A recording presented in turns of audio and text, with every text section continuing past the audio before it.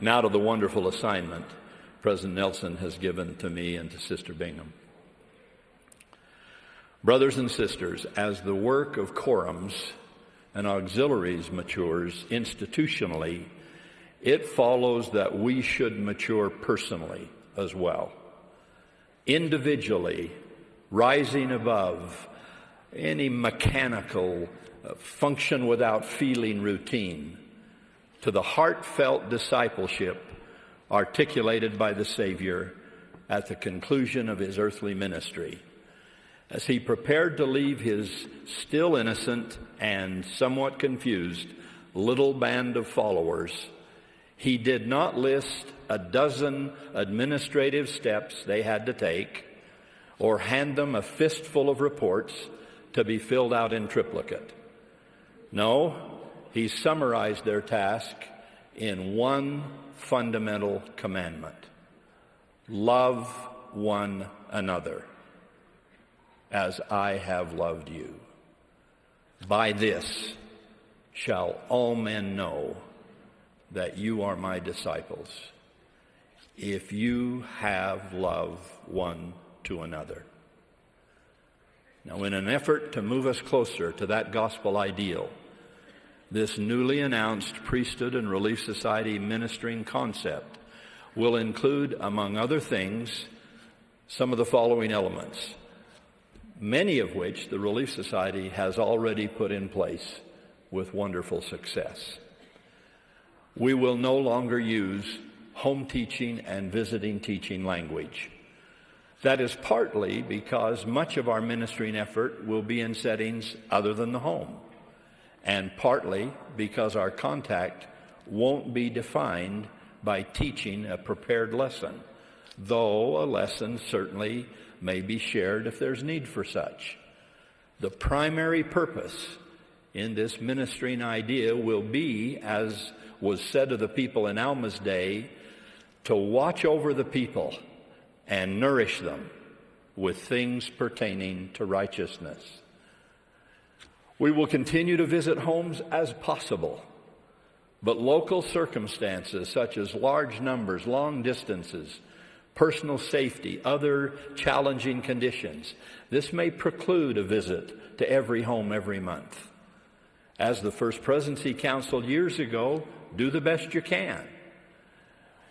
In addition to whatever schedule you establish for actual visits, that calendar can be supplemented with telephone calls, written notes, texts, emails, video chats, conversations at church meetings, shared service projects, social activities, a host of possibilities in the world of social media.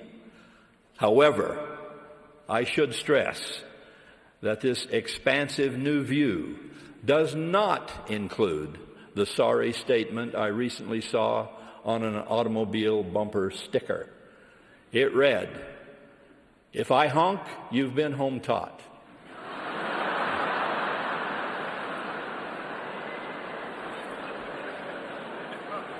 Please, brethren, the sisters would never be guilty of that. I speak to the brethren of the church.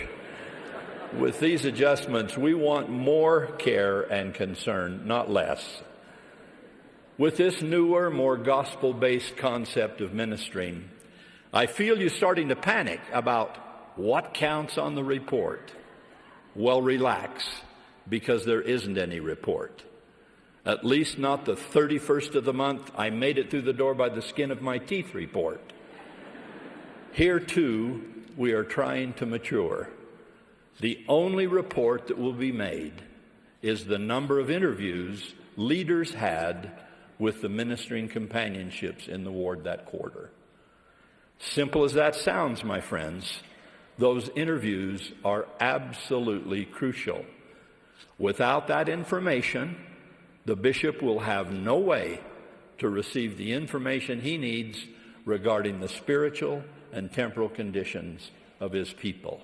Remember, ministering brethren represent the bishopric and elders quorum presidency. They do not replace them. The keys of a bishop and a quorum president go far beyond this ministering concept. Because this report is different from anything you've submitted in the past, let me stress that we at the church headquarters don't need to know how or where or when you make contact with your people. We just need to know and care very much that you do make it and that you bless them in every way that you can. Brothers and sisters, we have a heaven-sent opportunity as an entire church to demonstrate pure religion undefiled before God, to bear one another's burdens that they may be light, and to comfort those that stand in need of comfort, to minister to the widows and the fatherless, the married and the single, the strong and the distraught, the downtrodden and the robust, the happy and the sad. In short, all of us, every one of us, because we all need to feel the warm hand of friendship and hear the firm declaration of faith. However, I warn you, a new name, new flexibility, fewer reports will not make 1 ounce of difference in our service unless we see this as an invitation to care for one another in a bold, new, holier way, as President Nelson has just said. Brothers and sisters, I join with you in saluting every block teacher and ward teacher and home teacher and visiting teacher who has loved and served so faithfully throughout our history.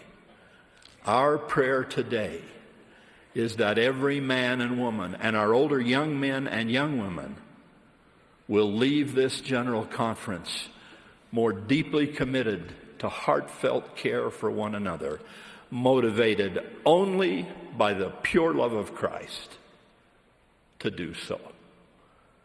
In spite of what we all feel are our limitations and our inadequacies, and we all have challenges, nevertheless, may we labor side by side with the Lord of the vineyard,